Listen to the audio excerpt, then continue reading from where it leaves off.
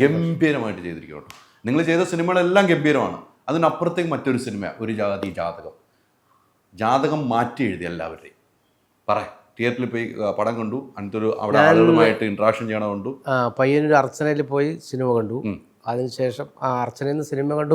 രണ്ടാമത്തെ ദിവസം അവിടെ അതിൻ്റെ ആഘോഷം ഉണ്ടായിരുന്നു, അതും കഴിഞ്ഞു. പിന്നെ പാക്കനാർ ടാക്കീസ്, ചെറുവത്തൂർ പാക്കനാർ, അവിടെയും പോയി സിനിമ കണ്ടു. മൊത്തത്തിൽ എങ്ങനെ തോന്നി?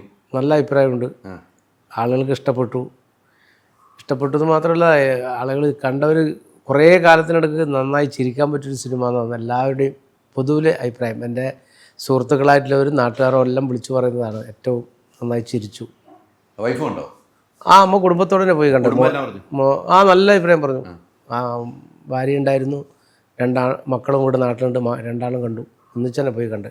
എനിക്ക് ഒരേ സീനുകൾ എടുത്ത് പറയാൻ പറ്റില്ല, കാരണം സിനിമ കാണാനുള്ളവർ ഇനിയും കാണാനുണ്ട്. ഒന്ന് സീനുകൾ എടുത്ത് പറയില്ല. എന്നെ ഏറ്റവും കൂടുതൽ ചിരിപ്പിച്ച ഒരു സീൻ സെക്കൻഡ് ഹാഫിൽ ഒരു സീനുണ്ട്. അത് നമുക്ക് പിന്നീട് വീട്ടിൽ വന്നിട്ട് ആലോചിച്ചും ചിരിക്കേണ്ട ഒരു ഇതിലേക്ക് പോയി. ആ ഒരു സീൻ ചെയ്യുമ്പോൾ എന്തായിരുന്നു, സീൻ പറയാതെ തന്നെ നമ്മൾ ചോദിക്കുന്നു, സീൻ പ്രേക്ഷകരെയും കാണാറുണ്ട്.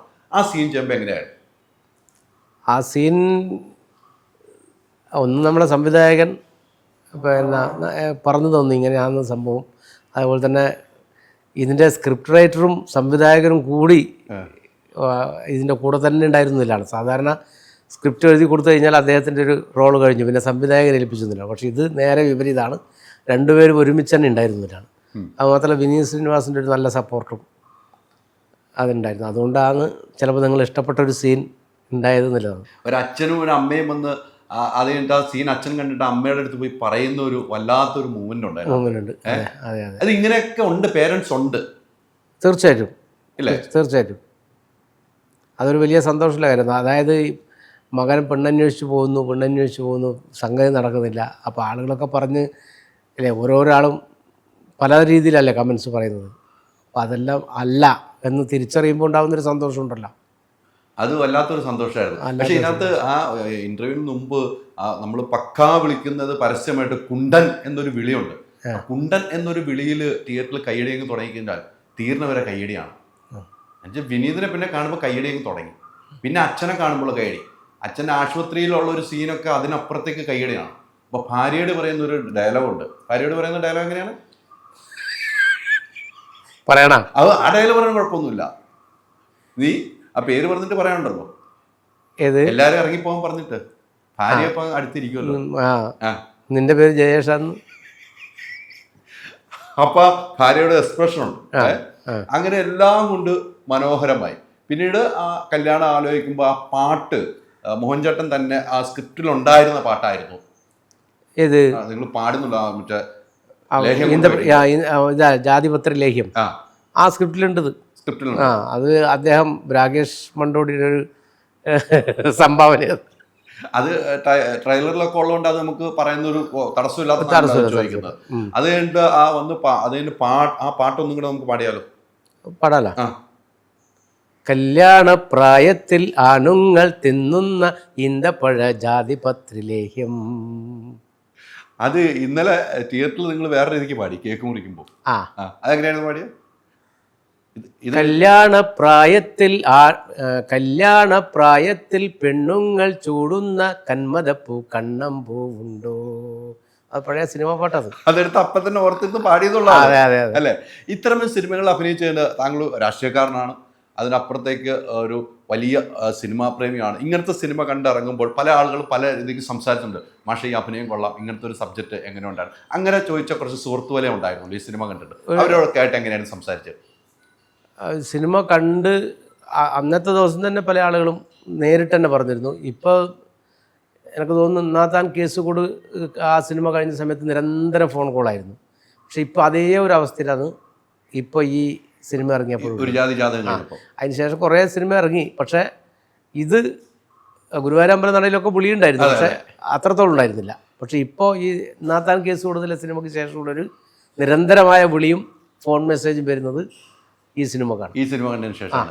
വിനീതിനെ സംബന്ധിച്ചോളം വിനീതിന്റെ കരിയറിൽ വേറൊരു ടൈപ്പ് സിനിമയാണ്. അദ്ദേഹം തകർത്താടി തന്നെ പറയാം. വിനീതുമായിട്ട് എങ്ങനെ ഉണ്ടായിരുന്നു ലൊക്കേഷനിലുള്ള ഒരു കോമ്പോ? ഞാൻ യഥാർത്ഥത്തിൽ പിന്നെ അദ്ദേഹത്തിൻ്റെ ഒരു നാത്താൻ കേസ് കൂടുന്നതിൻ്റെ സിനിമ ഇറങ്ങിയ സമയത്ത് അദ്ദേഹത്തിൻ്റെ വീഡിയോ ഉണ്ടായിരുന്നു. ഇതുപോലൊരു ഇൻ്റർവ്യൂവിൽ അദ്ദേഹം പറഞ്ഞിരുന്നു. അദ്ദേഹം പറഞ്ഞത്, ഞാൻ ഒരു സിനിമ ചെയ്യുന്നുണ്ടെങ്കിൽ ഞാൻ അങ്ങനെ ആരും റെക്കമെൻഡ് ചെയ്താലൊന്നും ഞാൻ ആരും എടുക്കില്ല. പക്ഷേ എനിക്ക് ചില ആളുകൾ ഇഷ്ടപ്പെട്ടാൽ ഞാൻ എന്താ എടുക്കും. അങ്ങനെ ആ കൂട്ടത്തിൽ പറയുന്ന സമയത്ത് പറഞ്ഞാണ് നാത്താൻ കേസ് കൂടെ അദ്ദേഹത്തിനായിട്ട് എനിക്കൊന്നും ഒരു പരിചയമില്ല. നാത്താൻ കേസ് കൂടിലെ ജഡ്ജിനെ ഞാൻ എന്തായാലും വിളിക്കും, ഒരു സിനിമയിൽ വിളിക്കുന്നത്. അപ്പോൾ വിളിക്കുമെന്ന് പറഞ്ഞപ്പോൾ എൻ്റെ അടുത്ത നാട്ടിൽ അവിടെ ഒരു ക്ഷേത്രമുണ്ട്, അവിടെ ഉത്സവം, കൊട്ടനശ്ശേരി, വലിയ വെടിക്കെട്ടിലെ വെള്ളൂർ കൊട്ടനശ്ശേരി, ആ അമ്പലത്തിൽ ഗാനമേളക്ക് വന്നിരുന്നത്. അപ്പോൾ ഈ ആളുകൾ ജനക്കൂട്ടം എന്ന് പറഞ്ഞാൽ ഭയങ്കര ജനക്കൂട്ടം, അങ്ങോട്ട് കയറാൻ പറ്റാത്ത അവസ്ഥയായിരുന്നു. അപ്പോൾ ആ സമയത്ത് ഞാൻ ഈ സിനിമ ഇറങ്ങിയ സമയത്ത് അടുത്ത സംഘാടകരെന്തായാലും എന്നെ അതിനകത്ത് കൊണ്ടുപോയി. വിനീത് ശ്രീനിവാസൻ ഞാൻ പറഞ്ഞു കാണണം എന്ന് പറഞ്ഞു, കണ്ടു. അപ്പോഴും എൻ്റെ ഭാര്യ ഉണ്ടായിരുന്നു, മോനുണ്ടായിരുന്നു കൂടെ. അവരെല്ലാം നിർത്തിയിട്ട് പറഞ്ഞു അടുത്തൊരു സിനിമയിൽ എന്തായാലും മാസ്റ്റർ എൻ്റെ കൂടെ ഉണ്ടാവും എന്ന് പറഞ്ഞു. അതുപോലെ ഈ കഥ പറയാൻ വരുന്ന നമ്മളെ ഡയറക്ടറാണ് എന്നോട് കഥ പറയാൻ വരുന്നത്. അതെ, കഥ പറഞ്ഞു. അപ്പോൾ അങ്ങനെ ഒരു അവസരം കിട്ടി. അതുമാത്രമല്ല, അദ്ദേഹം പറഞ്ഞ വാക്ക് പാലിച്ചൊന്നുമല്ല, അദ്ദേഹത്തിൻ്റെ കൂടെ അഭിനയിക്കാനും കഴിഞ്ഞു. അത് നല്ല ഒരു ഹിറ്റ് സിനിമയായി മാറുകയും ചെയ്തതിൽ വളരെ സന്തോഷമുണ്ട്. ഈ ആദ്യ വിനീതുമായിട്ട് അഭിനയിക്കുമ്പോൾ, വിനീത് ഡയറക്ടറാണ്, ഒരു നടനാണ്, ഒരു ഗായകനാണ്, എല്ലാ മേഖലയിലും കൈവച്ചാണ്. വിനീതുമായിട്ട് ആദ്യം എടുക്കുന്ന സീനുകൾ എടുക്കുമ്പോൾ എങ്ങനെയായിരുന്നു മാഷുമായിട്ടുള്ള ആ കോമ്പിനേഷൻ വർക്ക് ചെയ്യുമ്പോൾ?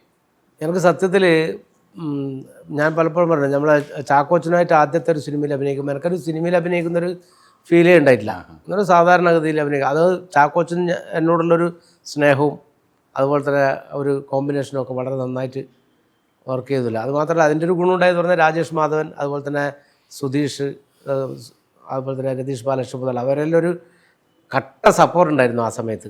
നമ്മൊരു സിനിമ ലൊക്കേഷനിലാണ് അല്ലെങ്കിൽ ഷൂട്ടിംഗ് നടക്കുന്ന ഒരു സമയമാണെന്നുള്ളൊരു തോന്നലേ എനിക്ക് ഉണ്ടായിട്ടേ ഇല്ല. അങ്ങനെ വളരെ ഫ്രീ ആയിട്ട്, നേരത്തെ പരിചയമുള്ളവരൊന്നുമല്ല, പക്ഷെ എന്നാൽ പോലും അവിടെ എത്തിയപ്പോൾ നല്ലൊരു പരിചയവും സ്നേഹവും എല്ലാം കാണിച്ചു.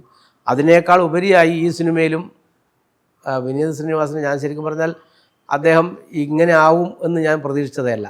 അല്ല, ആളുകൾ പലപ്പോഴും നമ്മൾ സിനിമയിൽ കണ്ട ആളുകളെല്ലാം വ്യക്തിപരമായി നമുക്ക് അത്രത്തോളം സ്നേഹം തരണമെന്നില്ലല്ലോ. പക്ഷെ അതിലുപരിയായി അദ്ദേഹത്തിൻ്റെ ഭാഗത്തുണ്ടായിട്ടുള്ളൊരു സപ്പോർട്ടുണ്ട്. അതുപോലെ തന്നെ നമ്മളെ ഡയറക്ടറായാലും സ്ക്രിപ്റ്റ് റൈറ്ററായാലും രചിത മധുവായാലും ആ ഗ്രൂപ്പിലുള്ള എല്ലാ ആളുകളുമായിട്ട് നല്ല ബന്ധം സ്ഥാപിക്കാൻ പറ്റും. ആ ഒരു എനർജി അല്ലെങ്കിൽ ഒരു കെമിസ്ട്രിയാണ് ശരിക്കും പറഞ്ഞാൽ സിനിമയിൽ വർക്കായിരിക്കുന്നു. വിജയം. ഈ ഓരോ സീൻ കഴിഞ്ഞ് കഴിയുമ്പോൾ നിങ്ങൾ സംസാരം ഉണ്ടാവും അല്ലേ, ഡയറക്ടറും മാഷും വിനീതൊക്കെ ആയിട്ട്. അങ്ങനത്തെ സീനുകളാണല്ലോ കൂടുതൽ പടരുന്ന സീൻ. അത് കഴിയുമ്പോൾ ഇരുന്നുള്ള സംസാരിക്കുമ്പോൾ മെയിനായിട്ട് മനസ്സിൽ ഓർത്തു വരുന്ന അവിടെ ഉണ്ടായ ഒരു സംസാരം എന്തായിരിക്കും? ചില സീനുകൾ നിങ്ങൾക്ക് തന്നെ ചിരി അടങ്ങാൻ പറ്റാത്ത സീനുകൾ എടുത്തിട്ടുണ്ട്. ആ സമയത്തുണ്ടായ സംസാരം എന്തായിരിക്കും ഓർത്തു വരും? ആ സമയത്ത് ഒന്ന് നമ്മളെ ഈ മൃദുൽ നായരുണ്ടല്ലോ, അദ്ദേഹമാണ് ഇതിനൊക്കെ ഒരു കമൻസ് ഇടക്കിടക്കെ. വിനീത് ശ്രീനിവാസൻ അങ്ങനെ കമൻസ് ഒന്നും പറയുന്നില്ലെങ്കിലും അദ്ദേഹം പറയുന്നുണ്ട് ചില കാര്യങ്ങളിൽ നമ്മളോട് വന്ന് പറയുന്നുണ്ടെങ്കിൽ പോലും കട്ടക്ക് പറയൽ മൃദുല് ആണ്. ചില അഭിപ്രായങ്ങൾ, അതും വളരെ പോസിറ്റീവായിട്ടുള്ള അഭിപ്രായങ്ങൾ. അൾട്രാ മോഡേൺ കിച്ചൺ ഡിവൈസസ്, ഒരു കിച്ചണിൽ വേണ്ട എല്ലാ ലേറ്റസ്റ്റ് ബ്രാൻഡുകളും ഇവിടെയുണ്ട്. ലോകോത്തര ബ്രാൻഡുകൾ, original products, wide range. MyG future.